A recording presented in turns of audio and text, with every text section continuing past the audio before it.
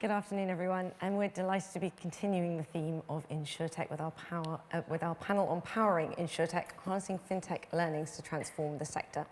I'm delighted to be joined today by Liam Green, the COO and co-founder of Capsule Cover, by Bernie Hickman, CEO of Legal & General Retail, and by Taffy Jo Mayers, Global Proposition Leader of Commercial Insurance for Willis Towers Watson.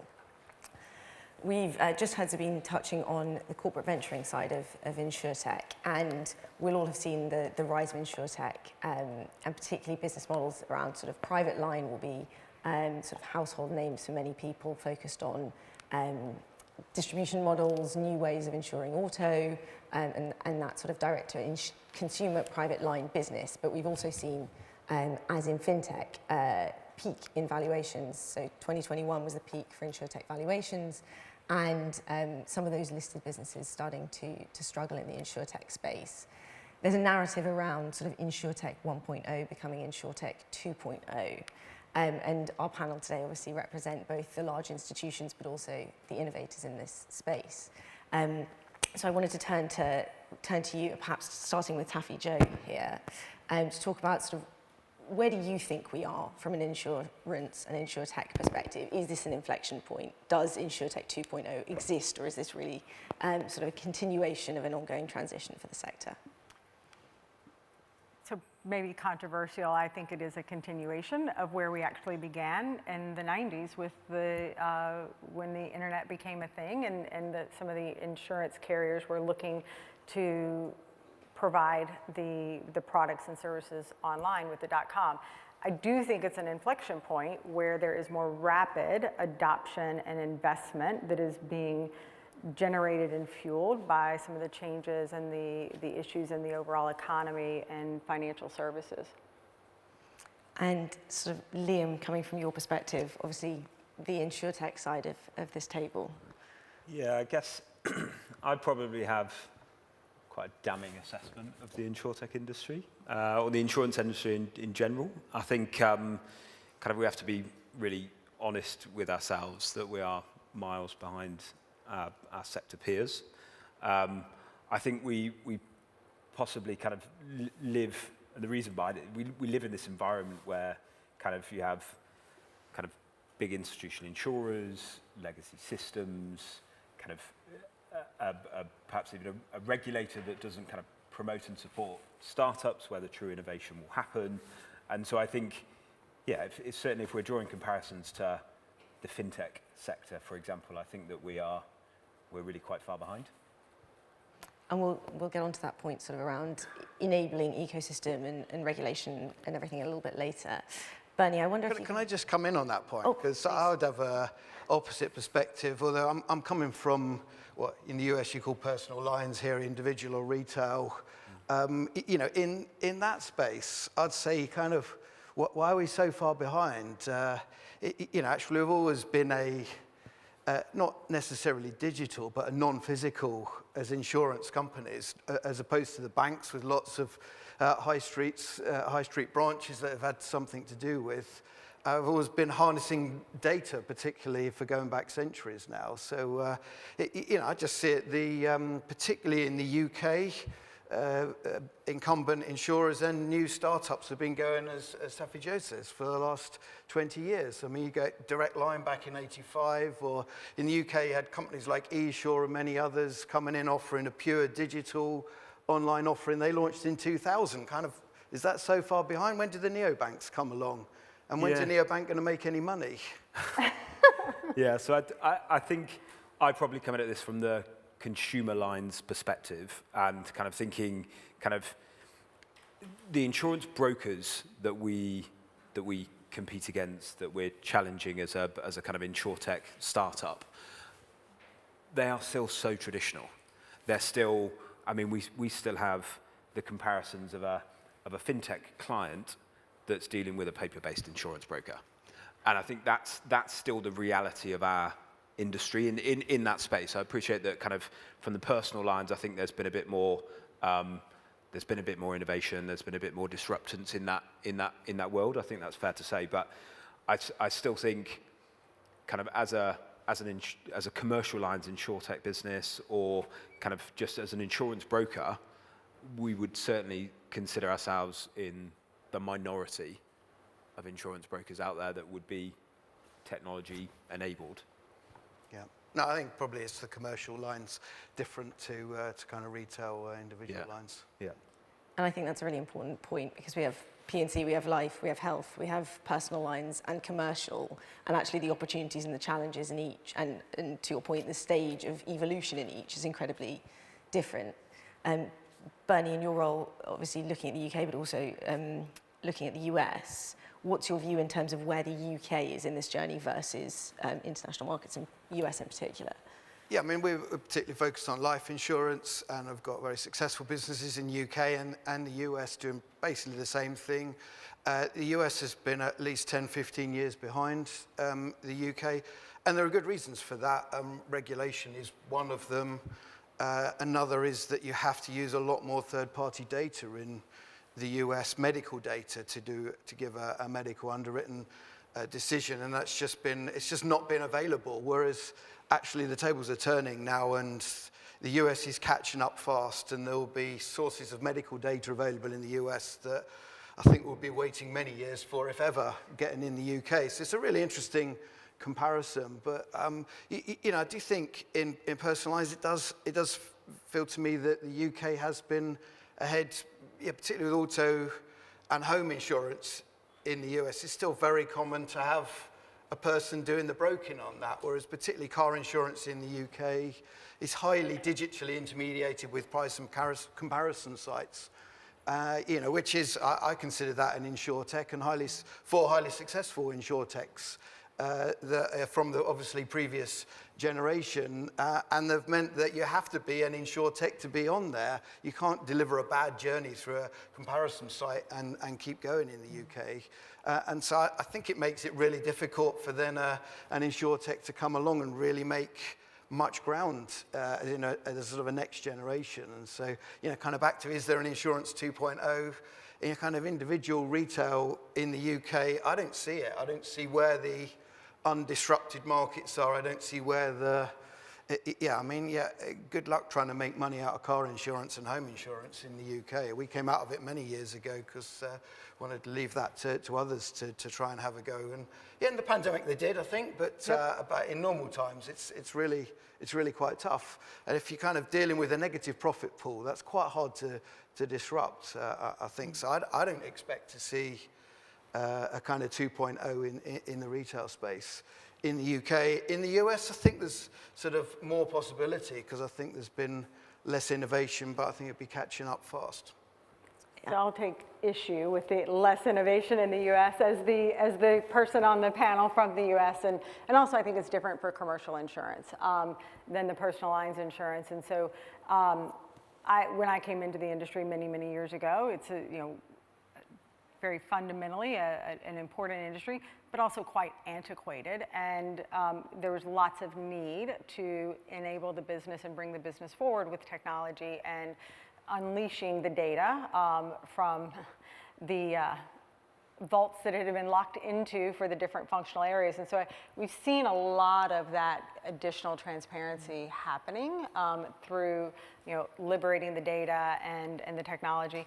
There's been some monumental failures in the insurtech world and some bad investments that keep people sort of away from the space and wanting to move forward. That said, now that I'm in a global role, I do see the differences between the US and the Americas and EMEA and as well as Asia Pac. So I think the automation that is transforming the industry is definitely miles ahead in the commercial insurance, particularly in the US market. There's some other things that have not moved forward as they should. So pricing transformation has moved forward at a different rate here in the UK specifically than the US, because it's we work in an environment where we have 50 different regulators, so it's like working 50 different countries. So to that point, the bringing in the regulators at the forefront of the conversation, which is one of the things I take with me from this conference is critically important to build that future ecosystem that's going to enable and drive I would say the the full adoption of what's available to us from an InsurTech perspective. And you sort of touch on adoption at the end there. How much of that transformation do you think needs to come from within, and how much of that is about partnerships externally? Yeah, so I will say that a lot of that has to come from within, but that means that you build the plan with all of the parties engaged and aware of what the intent is. Change and transformation is inherently a culture and a people issue. It's not a data and a technology issue. The data informs, the technology enables, but the people have to see what's in it for them. It's about creating greater transparency and ultimately access to the, if you're internal to the company, it's access to the data that's going to help inform decisions so that you have more consistency across the market cycles. Externally, it's transparency with your distribution partners so that they can understand clearly the what and the why behind your carrier strategy and your underwriting decisions. And then ultimately for the commercial buyer is transparency and understanding the why behind the selection or the denial and the pricing. Thank you. Liam, I'm going to turn to you. Capsule obviously insures high growth businesses, including those in the fintech sector. From your perspective, sort of going back to our original theme, what are the learnings from engaging with those businesses, from engaging with fintech, that you really think that we can bring into InsurTech to make the sector better as we go forwards? Yeah, so I think being able to service those clients, for one, has given us a really, really kind of eye-opening assessment of what can be delivered. And I think one of the big takeaways that I've seen, or one of the big themes from our fintech clients, is that they are genuinely putting the customer and the user experience at the heart of their proposition. So I think kind of the insurance industry is very, very good at coming up with solutions that works for the industry rather than what works for our clients. I think that can be kind of through legacy systems. It can be kind of through kind of hundreds of years of tradition of kind of policies being sold in a certain way or being kind of structured in a particular way. But I think what the fintech disruptors have really done has actually kind of almost ripped that up and said, let's have a look at what really works for the customer. How do we deliver a beautiful and delightful customer journey, serving up products or services where they really want it, really need it, and kind of actually using kind of, let's say, data that's available publicly or kind of through connectivity to enhance that customer journey. So kind of through even things like the kind of open finance solutions out there at the moment, we should be able to, through kind of transparency, through connectivity almost, be able to deliver products at a relevant time and in a really streamlined way through the data that we already hold. But I think for the insurance industry, I think to Taffy's point, there is a real issue around data and about how we use data and have it in a usable format. I think actually kind of, certainly again, kind of, don't want to upset Bernie too much, but on the commercial lines, there's lots of data that's locked up in different formats, in proposal forms and emails and things like that, that is just totally unusable. And so from a customer journey perspective, they're the ones that are impacted. And I think that's the mindset shift that the insurance industry could do with, if I'm brutally honest, is to really kind of go at this with a blank piece of paper and think, what can we deliver for the customer that they really want, rather than trying to fudge a solution based on hundreds of years of tradition. Yeah, so I'm going to jump in on the customer journey. We talked about this earlier, and I do think that that is something that we missed in the industry for an awfully long time. And quite frankly, it's because we had to get our own house in order. We had a terrible underwriter journey. We had a terrible claims adjuster journey, and for some of the very same reasons, right? We had all the data locked in different bits, different parts of the organization. So a lot of time and effort was spent on the workflow and the business process management tools. That was a huge investment, and it took a lot of time. And again, like I said earlier, we got a lot of things wrong in the beginning. And as we fast forward to about 2015, we started looking at the customer journey, not just on the personal line side, but also on the commercial line side, really starting to look at the sectors and the lines of business and how those are purchased and what drives those purchasing decisions.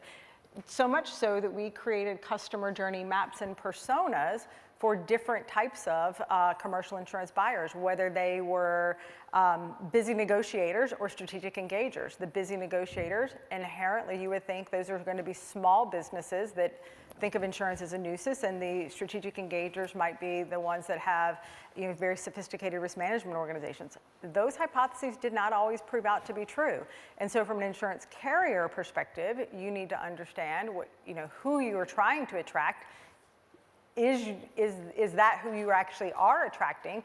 And if that's not, there's likely a mismatch between your product, the services, and the price of your product. So with the advancement of technology, you can look at some of those analytics at a faster pace, and you can start to shift your strategy in such a way that it doesn't totally disrupt the incoming premium as you're migrating towards more intentionality to attract the customer. And then ultimately looking at, how do I make this as frictionless as possible? And if I'm collecting this data, am I collecting the same data year over year? Do I need to collect it from you as the commercial or the personal lines buyer? Can I get it from a third party? If it's structured or unstructured, does it make a difference? Should it make a difference? And because at the end of the day, it's about bringing that data in, consuming it, mapping it, and putting it towards the right component or piece of the process to get you to that right coverage, right limit, ultimately better capital to risk matching, and a more bespoke product and indemnification strategy. And you spoke about culture shift earlier. I think it sounds like that was a really important part of that culture journey, of that adaptation for Willis Towers Watson. Absolutely, and I would say it came from years of being a very frustrated underwriter and then leading teams of frustrated underwriters and working with a frustrated distributions partnership. We just weren't aligned and we weren't matched up on what it was we were trying to do in the marketplace. And so we had to all come to this together, sit in the same room and talk about what it was we were going to try to accomplish to keep this industry moving forward. We are, after all, the economic and societal safety net for the world. And making something that works for all parts of that value chain. Bernie, I'm going to turn to you. I completely agree that, for me, it's the culture, which is the most important part, how people work together. And I don't want to be misunderstood. I'm contending that there isn't the wide open space to compete for insurtechs in personal lines, because actually the incumbents have been pretty successful at harnessing, particularly tech companies. It could be fintechs, but I guess we take more inspiration from Amazons and Netflix, Salesforce. We use Salesforce a whole load to do some really cool stuff with data to really target our sales teams to kind of pinpoint exactly who they should go and talk to about what, or send hyper-personalized emails with exactly how much more business they've done since they've been to one of our training seminars on something or other. So, for me, the kind of delivering growth over many years now has all been about harnessing tech. And it's because we haven't been complacent as an industry. We haven't been a blockbuster sitting around going, no, that Netflix model's never going to work. Is that in the retail personal line space, there isn't such wide open kind of under-innovated areas really, but it's all back to culture, and a culture of really saying we live in a world where tech and data and customer-centric innovation and the user journey is absolutely vital. And if you don't innovate on your user journeys, you're quickly going to be left behind, and everyone's expecting an Amazon and a Netflix experience. They're not going to put up with something that is just almost worse than paper, which you can get if you're not very careful. Well, also from an innovation perspective, it's as important to understand where there is an opportunity as where there is, in order for us to actually move the industry forwards, right? It is no use to anyone if innovators are focusing their time on areas where there isn't the space to grow a sustainable model and to actually help the end user. And I think to that point, certainly in the commercial line space, you've got such a spectrum of types of clients, types of businesses, kind of simple to complex. And I think what we're seeing at the moment is that kind of encroachment in that small SME space, to actually think kind of that can be a more direct approach. It can be more of a kind of digitalized self-service type approach. But as you get further along that spectrum, it's more around how do we wrap data and technology around a human service? How do we enable individuals and a human and advised service to actually just be more enhanced? I think is the kind of right thing to think about. Yeah, I like to think about it as the human and machine partnership. And so it may sound a little, science fiction or like a Mad Max world, but it is really, really important, right, to have the awareness that now our business colleagues are actually machines. And we see that, right, with the OpenAI. There's a certain amount of ethical accountability that we need to build into that. It's one of the reasons that I joined WTW. I don't know that a lot of people recognize that WTW actually has an InsurTech arm. So I decided, right, that it's a yes and, it's not an either or. So I joined WTW to drive forward the InsurTech arm on our global propositions to really bring that human and machine partnership to life, to drive that adoption and keep the industry moving forward. Understanding the different component parts, but ultimately, because I do believe it's necessary to build in that ethical piece and make sure that we learn from some of the mistakes that happened with the algorithms and some of the directional technologies in other industries, whether it's retail or banking and finance. And there's been a lot of talk about AI in the last couple of days as well. So we'll get on to some of those things we can do better. I just want to ask you, Bernie, obviously you look at the sort of fintech, insurtech investments as well under the L&G platform. How are you approaching that at the moment in terms of where you're seeing opportunities, how you're evaluating what really are sustainable businesses to be investing in that space? Yeah, we've got a portfolio of mainly fintech companies, and I view it more as venture building. We tend to take a large minority stake. We don't want to be a controlling interest, but we do want to actually spot companies that we think have got a great business model, and we can actually help a startup to scale up and become a mature and sizable and significant player, particularly in the fintech market. What we're looking for is areas where we've got expertise. So, workplace is selling through the workplace is something we've got good expertise in. Mortgage market, we've got massive expertise in, and so we're looking and have made investments in those spaces. Very much. Some of it is around how do you get machines doing what they're good at doing, crunching data, and actually then enabling a person, a mortgage broker, to actually be good at what they're doing, which is not kind of knowing what 101 lenders as you get in the UK, their mortgage conditions, but how do you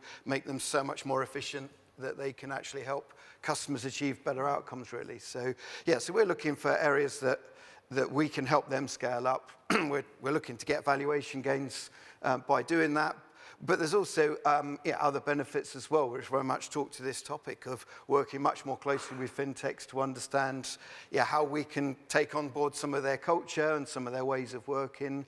But actually we're finding that many of them quite quickly run into the same challenges. Legacy debt isn't just confined to incumbents. A startup any older than 5 years usually quite quickly builds up some legacy debt, which was a bit of a surprise, I think. You just think, oh, it's a tech startup, no legacy, but actually it quite quickly comes upon them. So yes, there's interesting learnings as well. But yeah, so it's partly we can help them, and then they can help us build out our range of offerings and help us actually harness the benefits of tech and transform our culture. Liam, do you want to jump in on that legacy? Yeah, Legacy I think I perhaps look at, there's so many different ways of building a business and building a startup these days. I think kind of living in that ecosystem, we'll see some of the businesses that go out and really prioritize their tech build, almost at the expense of not having any customers.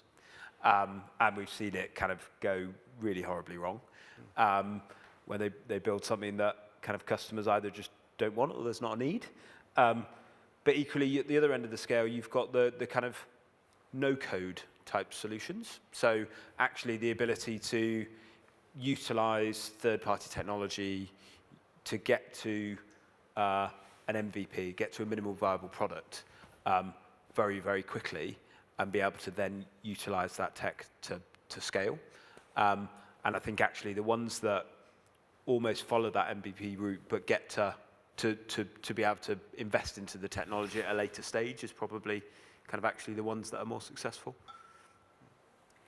Turning back to your human-machine partnership, where do you think the greatest opportunities are for the sector going forwards? Is that end-user facing? Is that back end? Is that Yes. somewhere in between?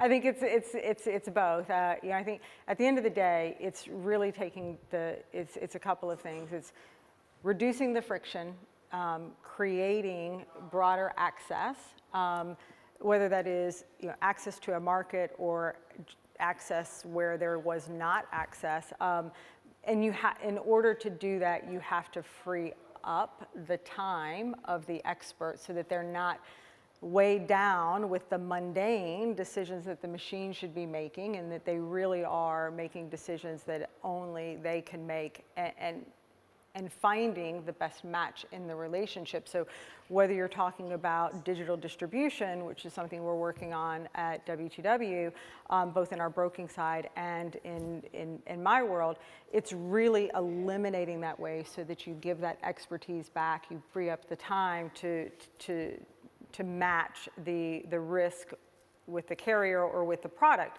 From an underwriting perspective, it's freeing them up to be able to make the right decisions, spend time with the strategy, spend time understanding the result of their decisions, and then looking at the products that they are currently offering and either rapidly evolving them or just ever so slightly tweaking them for the evolving risk landscape. And in some cases, it's about stopping the sort of the contract of coverage and investing in a service that will be more of a prevention. So it's got to be a partnership of the prevention and the indemnification. So there's that back end piece that has to do the work. There's the front end piece that enables a better connection with the buyer. Ultimately, I hope that it closes the gap, the coverage gap, and it allows for the investment in new coverages and access that was not available to the broader market, whether it's personal lines, whether it's life and health, or the commercial lines. Both solution and delivery innovation. Correct. We've talked about better use of data. We've talked about partnership between large institutions and innovators. We've spoken about being consumer-centric and customer-centric. And Taffy Jo, you touched earlier on the regulatory piece. If I could ask each of you, what's the one thing that you think your part of this industry needs in order to succeed in the next 5 years? What's the kind of key, what will be the key driver, whether that's regulatory engagement, whether that's partnerships or otherwise? And what's one thing that we could do better? I mean, certainly for me, the one thing which there's plenty more to go on is the data analytics side and bringing in third-party curated data, accessing high-quality permissioned data in all the markets around. I think that will be, will lead to continued transformation in user experience and making the whole experience of whichever type of retail financial services you're dealing with better and easier. I mean, I think, regulation, I think, is going to be a constant challenge, in different markets, and it's different pain in different markets, is my experience of regulation.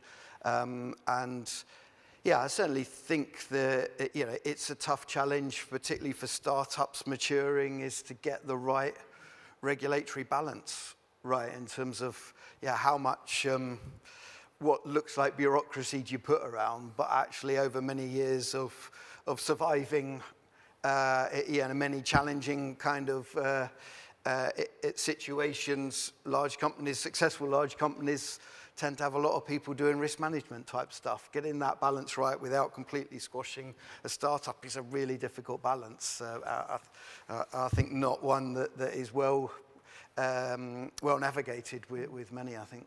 Yeah. I think I would definitely go along that theme. I think kind of we need to attract the best talent and the best individuals into our market. And I don't think that we're possibly doing that well enough at the minute. I think kind of that image of the insurance industry is still quite of a staid industry that younger people don't necessarily want to get involved in. It's not kind of the first choice career. Whereas I think other areas of the financial services market may be a little bit more attractive.